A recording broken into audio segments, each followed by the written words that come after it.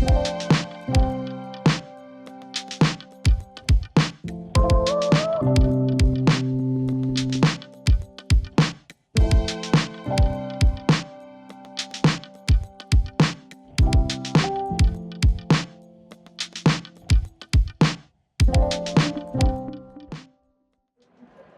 hello. Hello. A big welcome to Rachelle. Lovely to see you. Dr. Rachelle. Oh, stop. Congratulations. Good to see you. Lovely to see you. Yeah. You exchange lots, but mainly digitally and in newsletters and in articles. And if you would just stop sharing quite so much content, I would get a bit more rest on a Saturday. But some great stuff. No, thank you. You share so much that whenever I see the email come in or I see the post on LinkedIn, and I'm like, how do you find the time to put all of this stuff together? But it's awesome to put all of what you put into that newsletter for people that are looking for ideas. So thank you. Isn't it amazing how many people are just sharing great resources? Yeah. I mean, there's some rubbish resources too, to be honest, but there is some amazing resources. I know. One of my good friends, Bonnie, is a super sharer as well. Yes. Yeah, excellent sharer, yeah. So listen, one of the things I wanted to grab you about was your new book. Yeah. Now, I was very lucky because I was sent a digital preview and it's fab. There's loads of stuff in there. Thank you. Away. But for people who'll be listening to this on the NetSupport channels and podcasts and other bits and pieces, give us the synopsis. Oh, goodness. So it was a work in progress for years from writing. Somebody said to me years ago, why don't you write a book about AI? Because I've been blogging about it, teaching about it. And I started a couple of years ago, and then I stopped because I got into the doctoral program, which thankfully I stopped because I would have missed a lot of this newer stuff.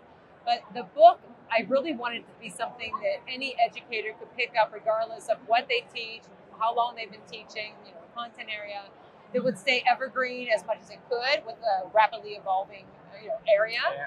And so a big focus is on strategies, activities you can use in any aspect of your work.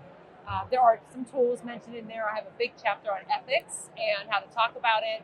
Lots of resources, some teachers' stories that they shared about their ideas, and then some questions to push your thinking a little bit, and then a couple. I think there's Appendix A, Appendix B with long lists of resources, and I also have a QR code to keep things updated because things changing all the time. You write something, the next day it's gone, but I really hope that it's something that people can pick up and read it and just walk away feeling like you're more comfortable, confident, especially if they're kind of hesitant, which many people are, because it's kind of a scary thing. I mean, there's so much to know. So I kind of felt dipping in that lots of it isn't about the use of specifics. It's about how to build confidence to be asking the right questions, how to make the right considerations, which kind of makes it hopefully somewhat timeless in the sense that I know. It's not about who's the flavour of the month in terms of product.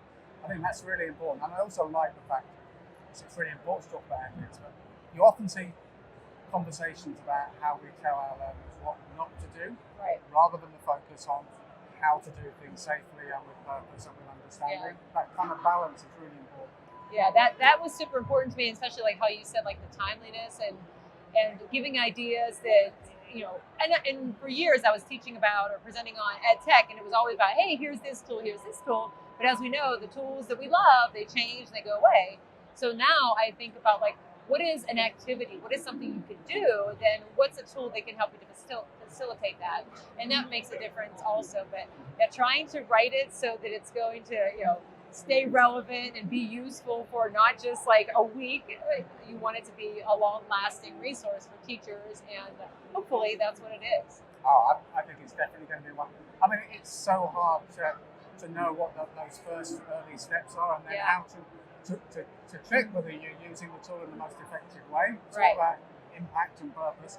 So I think it's a guide to get people that confidence. Yeah, I hope that's so. What they are. It's a confidence giver. Yes, it is. That's kind of for me. That's what we're hoping for sure. So for those listening, what's the title of the book? It's How to Teach AI, Weaving Activities and Strategies into Any Content Area. That's what it says on the tin. I know. Yeah. I love that. And I know you are super busy, super popular this week. Oh. What are the highlights of things you're looking forward to for the next few days? Oh my gosh, seeing people like you, who it's for me, it's about the connections and. I mean, all the sessions, all the learning is everywhere. So just the conversations you have. But I'm on a panel this afternoon. There's 8 of us talking about different AI and ed tech tools.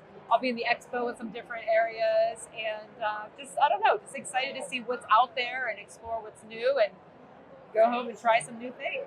Rock on lifelong learning. Yes, absolutely. Listen, pleasure to see you. Thank you You for as stopping well. by. Yeah, thank and you. enjoy the rest of the show. Thanks.